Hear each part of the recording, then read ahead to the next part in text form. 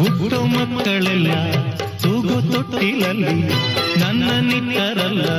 ತಿಪ್ಪೆ ತೊಟ್ಟಿಯಲ್ಲಿ ನಾನು ಏನು ಪಾಪ ಮಾಡಿದೆ ಅರ್ಧರಾತ್ರಿಯಲ್ಲಿ ಅರ್ಧ ನಿದ್ದೆಯಲ್ಲಿ ತಾಯಿ ಹಾಲು ಎಲ್ಲಿ ಲಾಲಿ ಹಾಡು ಎಲ್ಲಿ ನಾನು ಯಾವ ದ್ರೋಹ ಮಾಡಿದೆ ಭೂಮಿಯ ತುಂಬ ಅನಾಥರೆಂಬ ಕೋಟ್ಯಾನು ಕೋಟಿ ಕೂಗು ಇದೆ